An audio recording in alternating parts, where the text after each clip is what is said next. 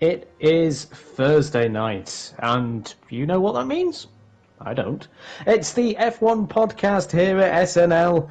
We're back, because it felt like the week to be back, and also, I'm available again. That's right, ladies. Come and get me. No, don't come and get me, because I wouldn't know what to do when I'd panic. Anyway, it's the F1 podcast. It's a little bit different, as always.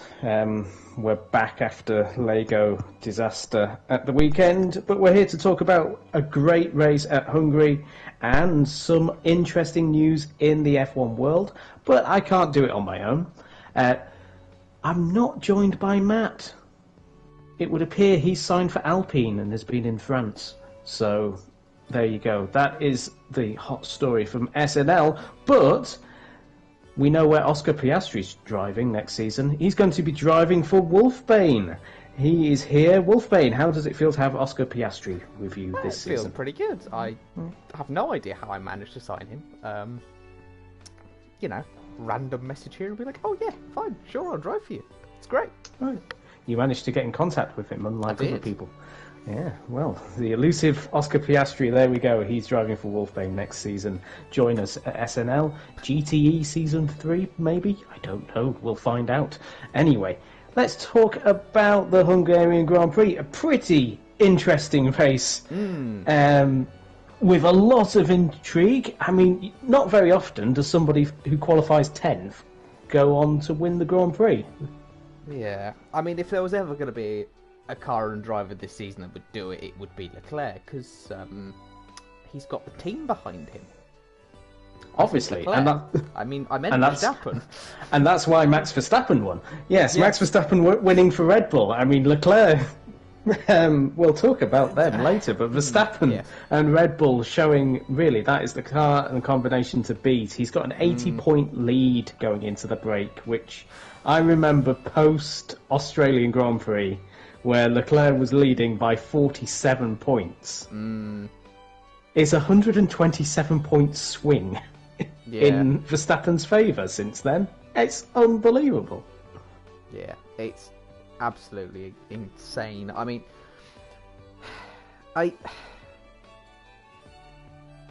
Ferrari are just... If we said it would happen, I feel like we might have cursed it. Well, we kept saying, are Ferrari doing a Ferrari earlier on in the season when they were dropping points, and now we've got to the 13th race of the season, we can clearly say Ferrari are doing a Ferrari. The decision to put Leclerc onto hard tyres was just bamboozling. I mean, Ted Kravitz even said it. I saw on the YouTube highlights earlier. That's a brave decision, given how we've seen it, seen the hard tyre behave. Yeah, it's like, I don't know. I might be completely wrong here, but from memory, I don't think the hards have ever been particularly good around Hungary. They don't ever seem to warm up. They have traditionally been that one, but this season didn't work because it was a bit cooler. Yeah, it's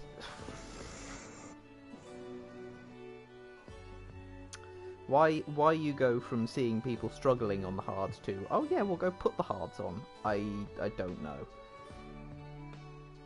It was a bizarre choice. It didn't make any sense. They were the quickest as well on Friday. It looked like it was going to be a Ferrari 1-2, nice and easy. Great 1-2 victory. Off we go into the summer break, putting the pressure onto Red Bull, especially after that qualifying session as well, which we have to mention. Mr. Saturday getting his first pole position. George Russell in that Mercedes. He was not quickest in any of the sectors. No. It was just a well strung together lap. It was a beautiful map. It does prove that Mercedes is... I suppose we've seen it a fair few times over the last month or so.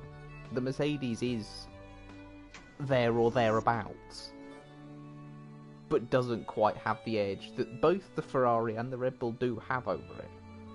It's just...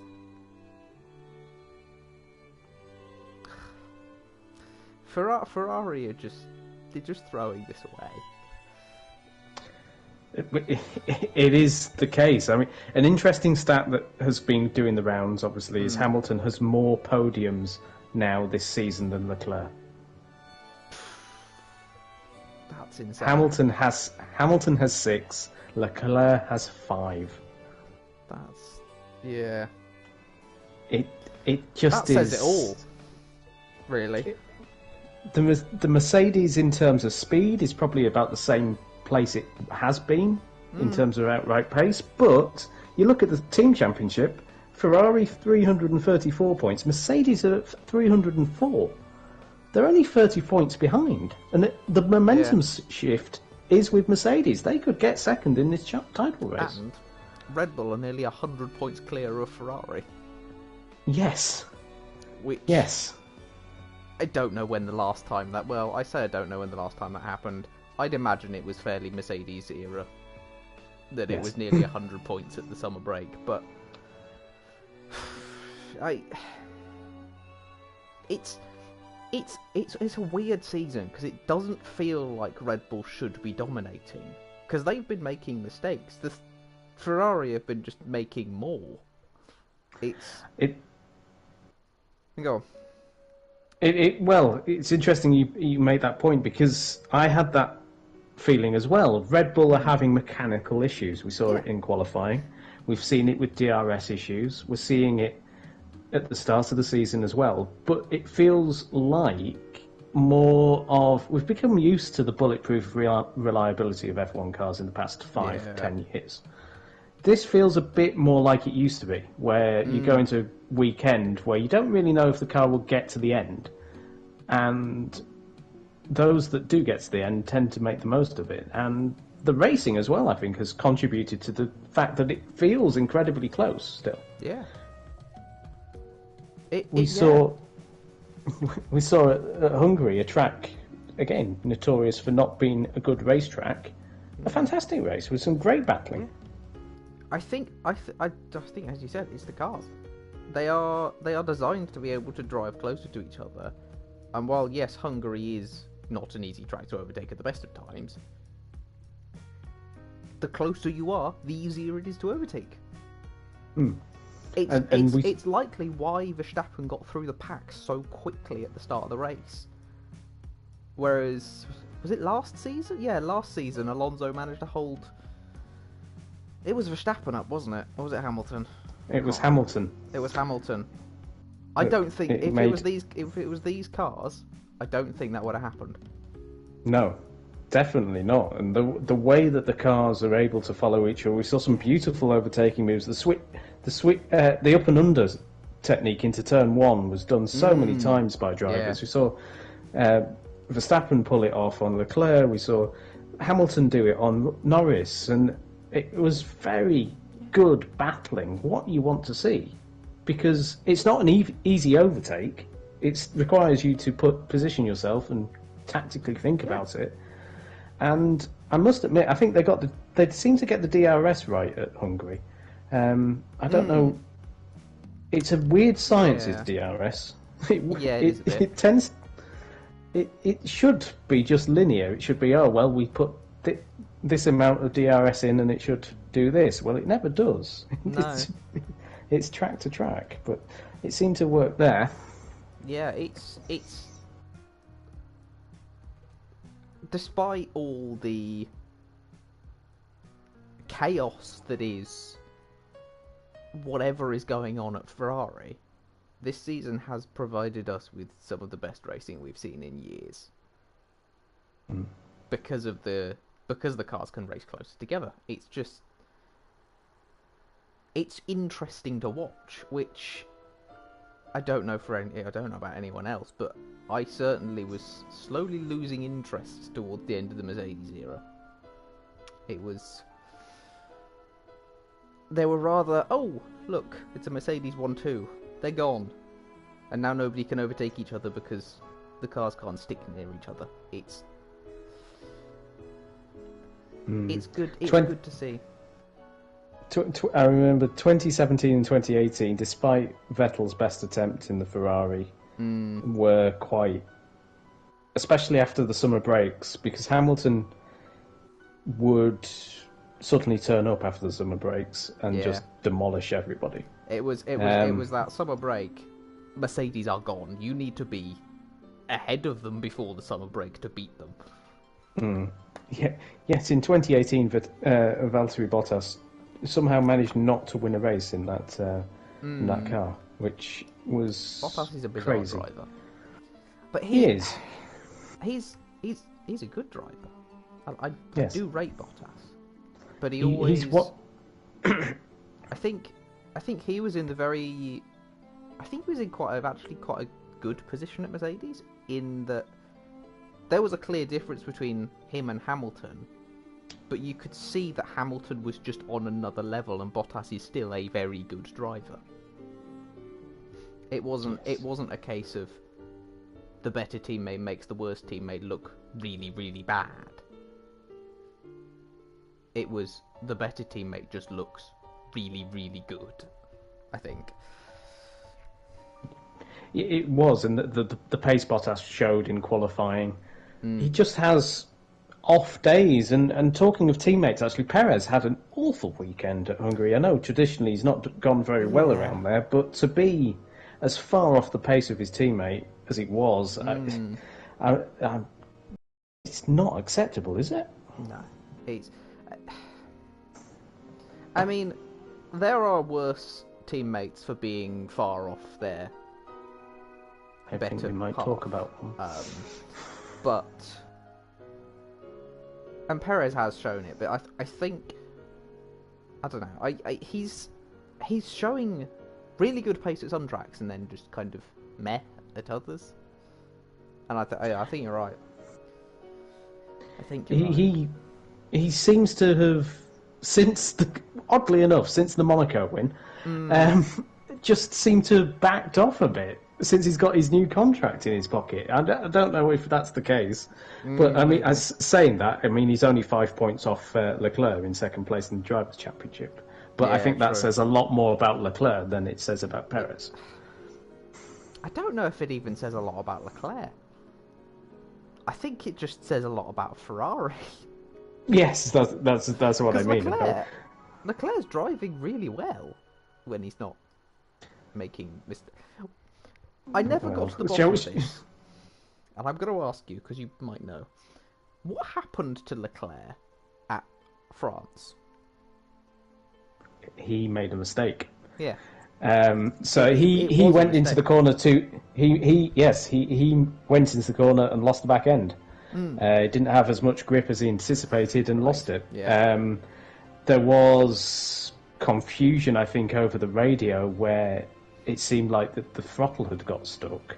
But but it wasn't a clear message, and the best explanation I've heard is that message was to do with he didn't get off the throttle quick enough, and it spun it round.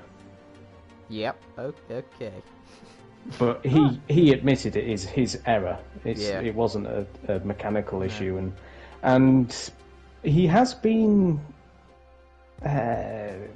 criticised for that as well. He is very harsh on himself after errors. He is, yeah.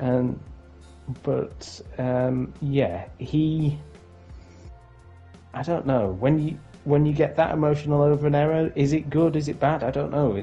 But they do need to start to stop now, because they're becoming more and more high profile. But then Verstappen had that in 2019.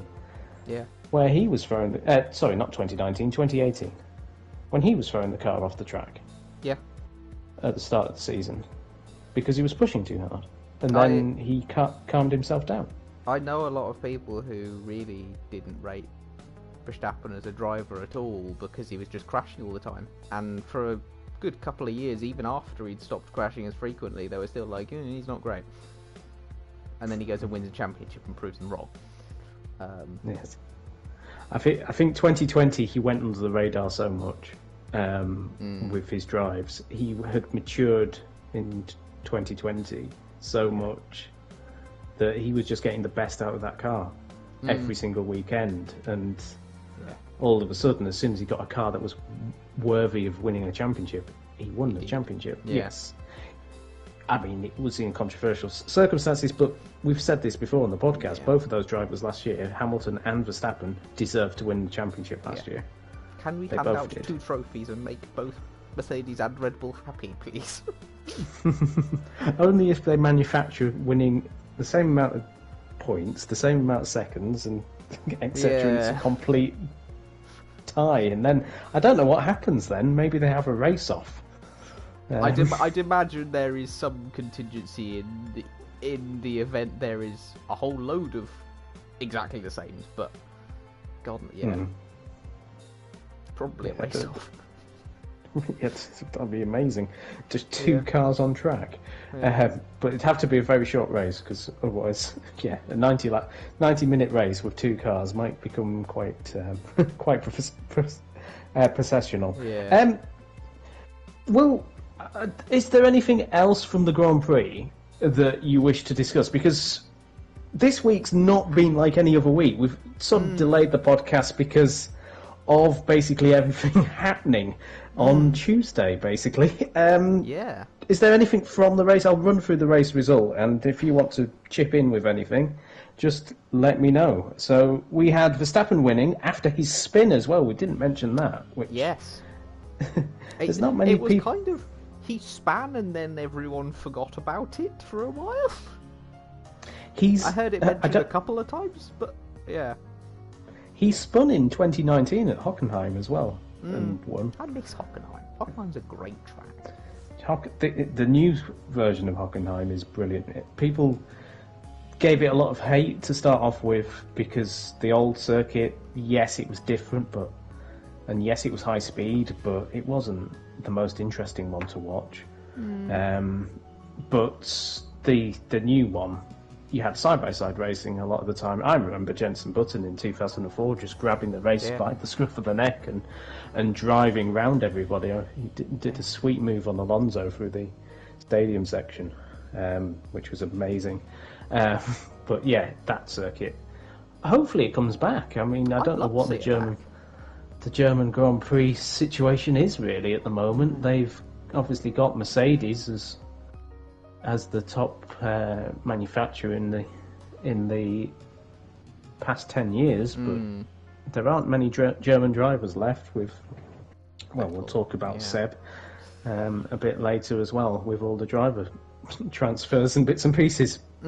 So yes, so Verstappen wins from Hamilton, who snuck along there really. Yeah, had a great drive, and people who are saying Lewis Hamilton has lost it don't know what they're talking about. And anybody that said that Hamilton will not win a race this season, again, sweating a little bit on Sunday. I was getting very hopeful there for a minute. Yes. He got stuck behind. Who did he get stuck behind? Was it Russell and Sainz got stuck behind? And then he got stuck behind Sainz for a bit. Yeah, but he nearly overtook Sainz around the final corner, which I don't think I've ever seen anyone overtake anyone. I must have missed that. Yeah, it was just before he did the move into turn 1. He'd got such a good drive coming out of the corner, he nearly snuck up the inside of him. So Russell came third, which after his pole position, I mean, pretty damn good. It's still good, but he'd led the race for 31 laps and was overtaken by Leclerc in a move that he couldn't do anything about. Again, Leclerc pulling off a nice move around the outside of turn 1, which was really great to see. But Russell, third place. I mean, a year ago he'd have bit your hand off for that. So how many podiums has Russell got this season? It must be. He's got 5. Oh, Hamilton's actually got more at this point. Hamilton's got more. Hamilton's come second more as well. Yeah, Hamilton's woken up in the last few races. He was. Yeah. He had a rocky start, but sorry. I'll read the championship out because it does make interesting reading considering the gap between Hamilton and Russell. And all of a sudden it's closed up. There was a point Hamilton was 15 seconds behind Russell in the race. And Hamilton around Hungaroring though. Yeah, it just works. It does. Fourth was Sainz in the Ferrari, which, given how strange the race was, I suppose he'll take fourth. I mean, he could have won that race on another day. Fifth place was Perez, sixth was Leclerc, seventh Lando Norris. Again, another strong result for McLaren. He's just finishing seventh all the time now. He is, and it's good to see. It's a shame he doesn't have a teammate. Yes, I suspect we'll talk about that in a few moments' time. Eighth place Alonso. We'll talk about him as well. Ninth Ocon. We probably will talk about him too. 10th Vettel. We'll talk about him. Yep. 11th Stroll. We'll talk about him. 12th Pierre Gasly. Which I've said this before on the podcast. AlphaTauri and Pierre are not having a good season. No, they're not. I mean, I'm not going to say it was about time for him to stop having good seasons in a car that... I don't think the car's anywhere near as competitive as it was the last couple of seasons. No, I don't think AlphaTauri have gone through these regulation changes as well as Red Bull did. No. It doesn't seem to have developed either. No. If you look at the car from the beginning to now, there aren't many noticeable changes. Whether they're struggling with the budget cap, although they shouldn't be. I don't remember any big crashes for them this season. No, it's just a bit of a mystery. Then we got Joe in 13th for Alfa Romeo, who are just starting to fall down the grid now, aren't they? They've had the promising start and just starting to fall back. Great start, but yeah, as people are starting to sort the cards out, it was good to see at the start of the season. I think we were all hoping they'd stay up there, but I think it was vain hope. It was great to see Bottas fighting with the Mercedes, but now those days have gone. Yes, the Mercedes is very definitively the third fastest car. Yes. 14th Mick Schumacher in the old Haas. 15th Daniel Ricciardo, who just was nowhere again. We might have a chat about him in a bit with everything that's going on. 16th was Magnussen in the brand new Haas. 17th Albon. 18th Latifi, and 19th was Tsunoda, who just had a very odd race. But Bottas the only one not to finish in the race, which is surprising. The championship standings, Verstappen leads with 258 points, and Leclerc is 80 points behind on 178. Perez 5 points behind on 173. 15 points behind him is Russell on 158. 2 points behind is Sainz on 156. Hamilton is only 10 points behind Sainz on 146. Which, given the start to the season, I know Sainz didn't have a brilliant one at Australia and Imola. Yeah. But, yeah, that again tells a big story for Ferrari's season. Norris has 76 points, Ocon 58 points, Bottas 46, and Alonso finally gets himself properly cemented in the top 10 with 41 points. Red Bull lead the championship, as we said, nearly 100 points now, 97 points ahead of Ferrari. They've got 431 points, Ferrari have 334. Mercedes are only 30 points behind with 304. And then there is a 205 point gap. Yes, a 205 point gap to Alpine. Which shows the top three teams are just dominating this season. Yeah. McLaren with 95, Alfa with 51, Haas with 34, AlphaTauri with 27, Aston Martin with 20, and Williams at the bottom there with 3 points still. So Aston Martin sneaking away now from Williams. But let's talk about an Aston Martin driver and Sebastian Vettel. Surprised? I don't know. Were you surprised by his announcement last week that he was retiring? It was a week ago today, actually, he announced he was retiring. I don't think so. I don't think I was surprised, but I was a bit disappointed. He's just not having the season. And I do wonder if he may have stopped enjoying it as much. I don't know. I think, on a personal level, driving around in the midfield when you expect like podiums and bits and pieces, it becomes less enjoyable. But when you're a 4-time world champion and you've been in the team for 2 seasons, you've seen which direction it's going, you clearly know what's going on. I think, yes, he's sort of looked at it and gone, yeah, I'm not going to be here when this team is ready to start winning, if it ever will be in its current guise. And yeah, I think as well he's become sort of he is more than an F1 driver. His video that he announced his retirement in showed that he's not. He doesn't consider himself an F1 driver. He considers himself as just a man. Yeah. And I think he's got more important things to do now. Yeah, Vettel is. I don't think I was ever gonna. I don't think I'd ever would have been surprised if he. I can't speak. Hold on. Oh, it's not a great thing to get tongue-tied on the podcast. No, I know. Yeah, no, he was never going to move from Aston Martin to another team. I don't think. I think it was just a question of how long he was going to stay at Aston Martin. Well, weirdly enough, 10 days ago now, I saw a rumour that he was in, what was it? He was going to be an outside contender for the McLaren seat. Which I sort of saw happening and then went, no, it makes no sense. I got excited because I'm a Seb fan, but then I was like, it makes no sense. Why would you put Seb in that seat? You wouldn't put Seb in that seat unless you knew you were going to lose Norris. Because Norris is McLaren's driver.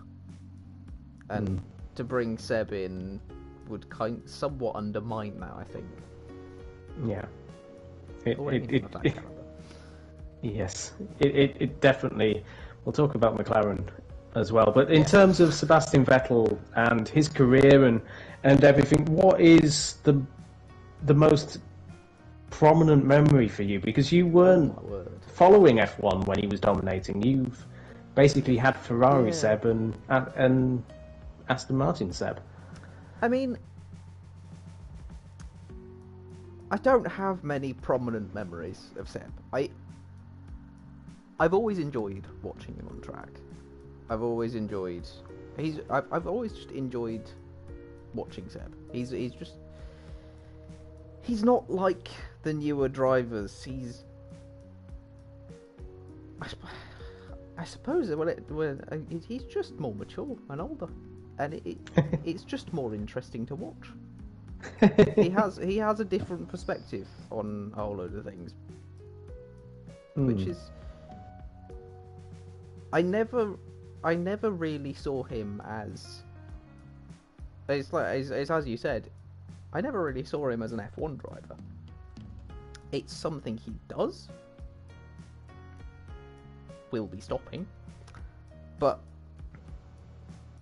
he's more than just an F1 driver, I think, and it's that's become more prominent over the last few years, especially.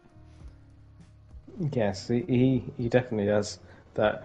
I mean, his Red Bull days, Sebastian Vettel in that Red Bull was unbelievable. Some of the stuff he got that car to do, especially during the blown diffuser days, was phenomenal. I've seen videos of it. It's quite incredible. He one dominant memory is he didn't get a lap in qualifying for China, I think it was. He basically was only allowed one lap to go out because the car had broken before they'd started the session. So he was under pressure to get the car the car. It was the top 10 shootout, and they'd had issues, and they would just sent him out. Yeah. And he put it on pole. He just put it on pole, and it's like, oh wow. And Webber was in about fourth.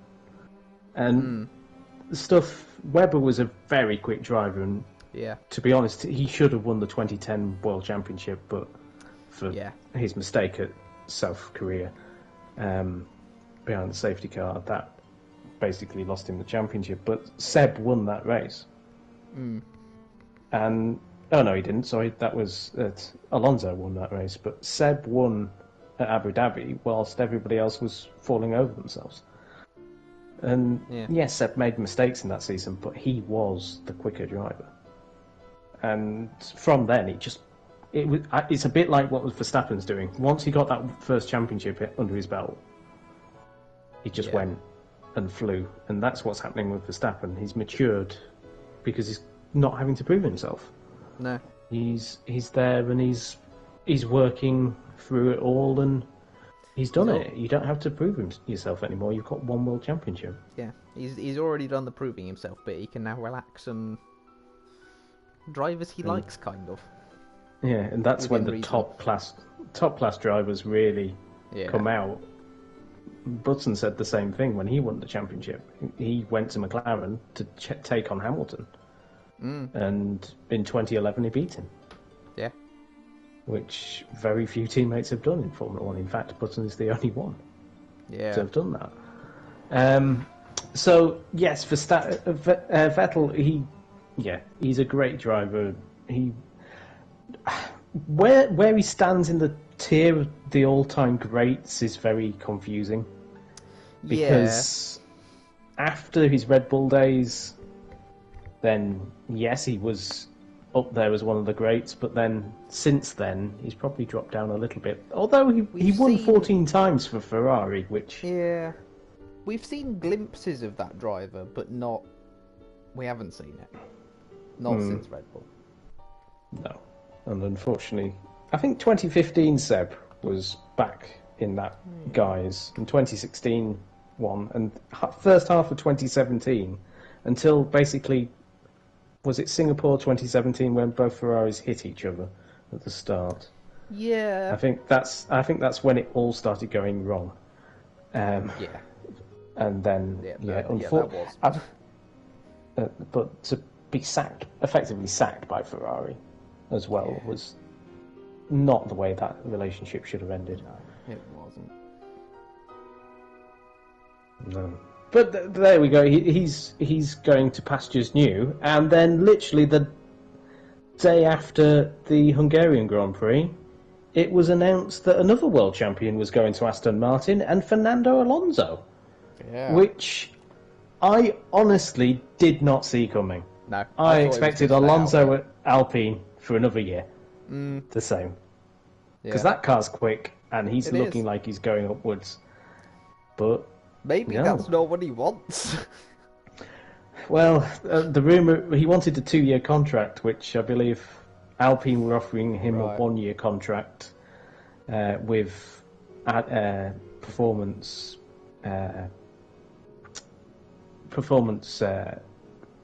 loopholes to get through to the next season. But and whilst Aston Martin have gone for a 2-year contract, and I believe they've got an option for a 3-year contract, which, if you're Fernando, you're going to be 45 and still in Formula 1, which feels particularly old. That does feel quite old. It's... Yeah, I read something a while ago, I think, since Alonso signed, that Alpine had no idea that he was in talks with other teams. No, Otmar had said that Alonso had indicated on the Sunday night he was going to sign for them. Yeah. For 1 year. And he'd left Hungary going, well, that's just sorted for next season. And then Alonso didn't even tell the team, which Vettel told all of his side of the garage on the Wednesday that he was retiring. Which, something... it's that side of Fernando. We always say about Fernando, we love him, Yeah. but then there's also that other side of him, the ruthless side, and I think that side's got the better of him. I do here. wonder if something's gone a bit sour at Alpine for Alonso. Well, shall we? Talking of things going sour. So, yeah. Tuesday afternoon, we got the press release saying 3:11 p.m. that Alpine driver lineup for next season was confirmed as Esteban Ocon and Oscar Piastri. And as many outlets have said, there was no comment from Oscar Piastri in the statement. Mm-hmm. Which I know the journalist at therace.com said we were straight on board with that, because where is the comment from your brand new driver who should be excited about his debut in Formula One? Yeah. What was it, 2 hours later? Oscar Piastri. Slightly later. Oscar Piastri's tweets, I am not driving for Alpine next season.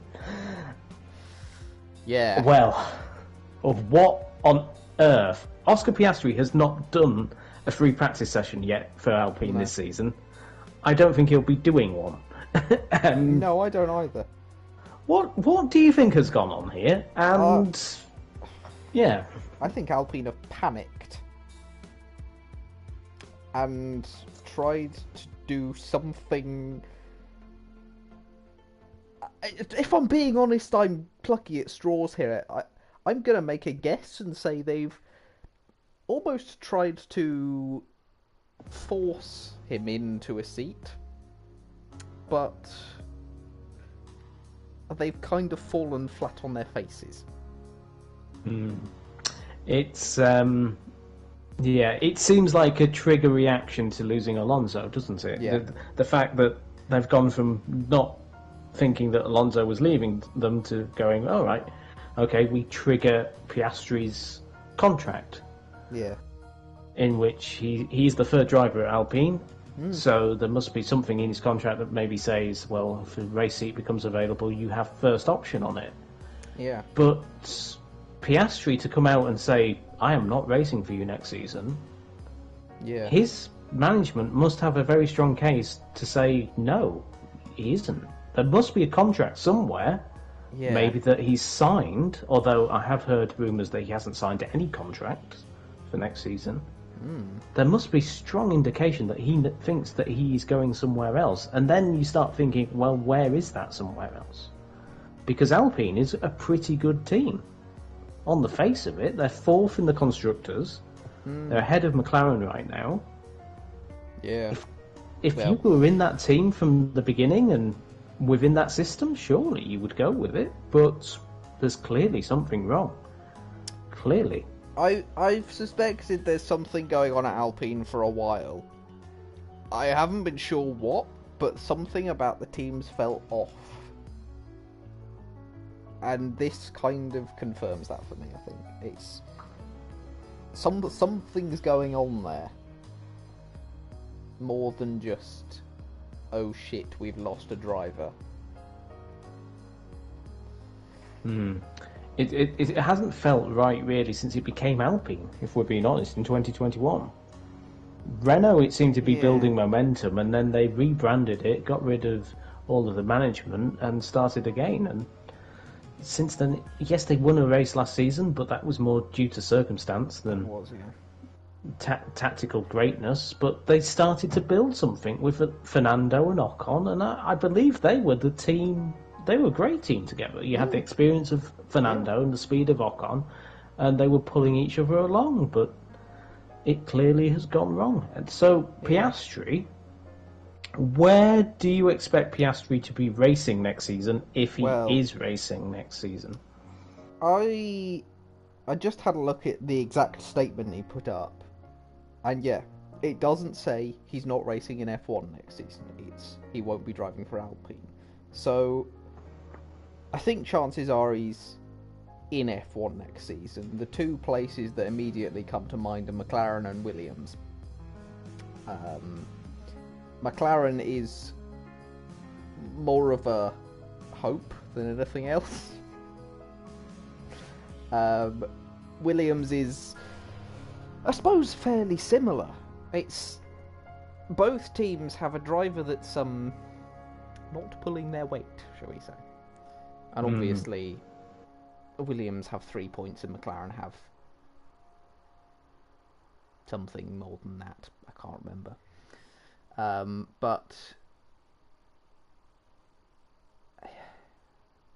I think I'm remembering this right when Piastri was on call to race. It might have been pre-season testing or race 1 for McLaren. In the event someone couldn't race for some reason, I can't remember why. It was Ricciardo at the start of the season. There was the rumour that Piastri was lined up for McLaren then. But then Ricciardo recovered sufficiently to take part. The Williams seat makes no sense. No. In terms of if you've offered an Alpine seat over a Williams seat, then you'd take the Alpine seat, unless something's gone on at the team. I don't know. I can't shake the feeling that something's going on at Alpine that's not. Something's been going on there for a while, and it's why Alonso didn't mention to his team that he was going. It's why he's jumped ship. I mean, the last thing the Enstone team needs now is another buyer. They've gone through so many identities. Unless, I mean, there's Audi. Whether Alpine are thinking we can sell to Audi, and the Enstone team wouldn't be a bad buy for Audi. No. Actually, maybe that's their long-term play. There you go. The F1 podcast from SNL has cracked the code. Audi are buying Alpine. There you go. It begins with an A, so it wouldn't take much to rebrand it. I'm sure you could change the lettering quite quick. But yeah, it just something just doesn't smell right, does it? No. The McLaren deal. It's interesting. At the end of the day, I mean, I'm going to say it now. I heard somewhere a statement from, I think it was Zach Brown, saying, essentially, they're not getting rid of Ricciardo. Like, within the last couple of weeks, I think. But was that at McLaren in general, and could they send Ricciardo off to IndyCar? Yeah. I can't remember what I've heard. But he's not pulling the weight of the team. If he was, McLaren would be clear of Alpine. Yes. So Norris has got 76 points. Ricciardo 19. Ricciardo has 19. At Alpine, Ocon has 58 points, Alonso has 41 points, so that's a 17-point difference. So if we say Ricciardo really should be around 50 points, roughly. Should be around that mark. I'd expect him to be around, I'd expect him to be lower than Norris. Probably about 20, 25 points lower than Norris, but the Ricciardo they signed not 50. Shouldn't be. The Ricciardo they signed should be ahead of Norris. Yeah. And it's just never worked. He'll have 2 weekends where it seems to be on the way up, and then he'll have Hungary. Yeah. And I know so Silverstone, he had a pretty good weekend, but Monaco, I remember us having this conversation. We were having this conversation so much early season, which was getting us all down because we all like Ricciardo as a person, and to see him becoming an also ran who's completely lost. There's no sign of the Daniel Ricciardo that there once was. No, there's no sign of it. And yeah, people were saying about him going to Aston Martin, possibly, which again I just didn't see make sense. No. I was intrigued to find out what Aston Martin did with that seat until they signed Alonso. Obviously, it was literally 12 hours of intrigue. But for McLaren, surely Piastri's in there. For him to say what he said, Piastri must have signed something with McLaren. And there is some connection, yeah. Because if he'd have said, "I'm not driving in F1 next season," well, my immediate thought would be, "Oh, he's going to Formula E." But he said he's not driving for Alpine, which I don't know. I've got hope. Yes, it's going to be interesting. I mean, Danny Rick might end up in Formula E if he wants it, because McLaren have a team in that. But they do, don't they? Yeah. So they'll. I mean, they are, and it's not the first time McLaren have been involved in contract issues. As IndyCar is showing with their current fight with Chip Ganassi Racing. So that is that side of things. Who then? Alpine have a seat available, let's say, for next season. Who did they sign? Who did they bring in? I have no idea. I haven't been keeping an eye on the lower categories this year, which is a mistake. But I just haven't had the time to.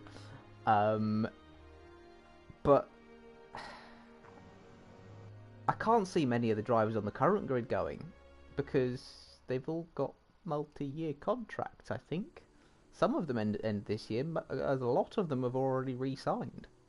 The only one that would make sense is Gasly, but he's signed with Toro Rosso for a season, so you'd have to buy him out that contract. Yeah, they won't let Gasly go.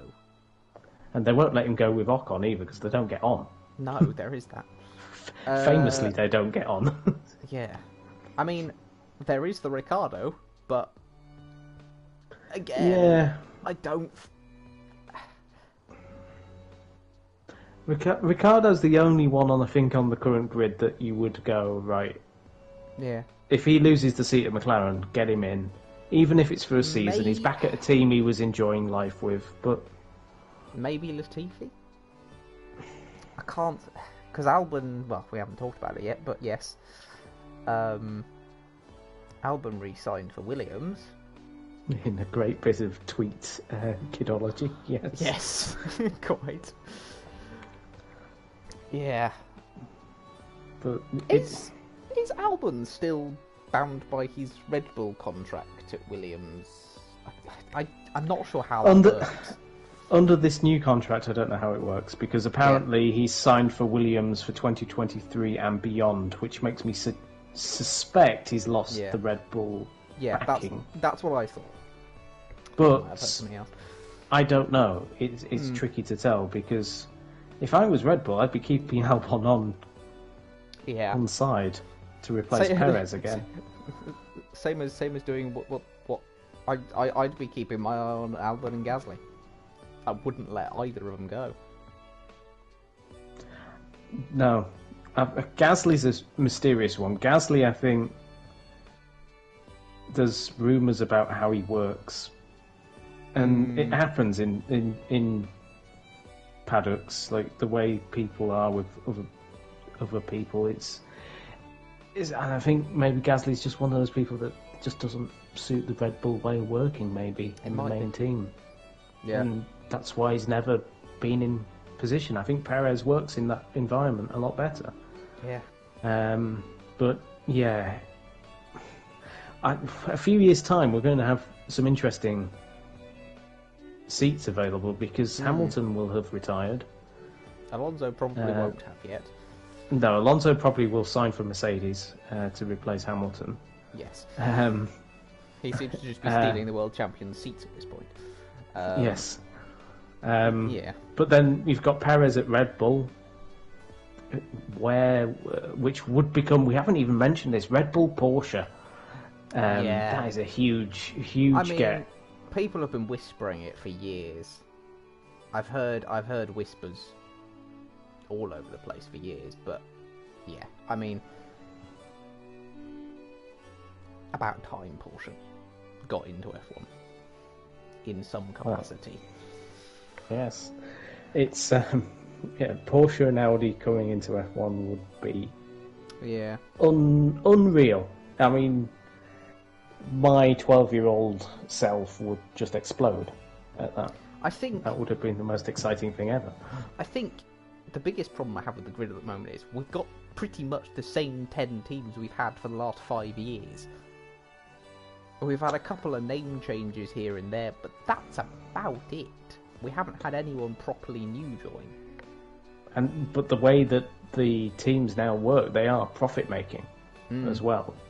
Yeah. And the likelihood of new teams coming in is very small. Yeah. A fresh startup, you're looking at millions and millions, hundreds of millions of pounds to set it all up. Yeah. The last team to do that was Toyota, properly. Yeah, and their facilities are now Sauber's. Yeah. They have sort of brought in some of those facilities. Yes, the Le Mans program is run from some of those as well, but yeah, Sauber have some interest in the Toyota bits and pieces. But it is tricky. I don't see any new teams joining. I know people are saying about Andretti, but it's just too closed off, and they're not going to allow another team to come in. The only way you can come in is Enstone and buying that team, and we've already discussed that earlier. Or possibly Audi. Haas. Audi are buying them. Yes, Haas as well. Haas. I can't see Gene Haas staying around much longer if his team's not winning. They had a good He's a start to winner. the season, and it's nice to see Magnussen back, but I can't see them sticking around for very long.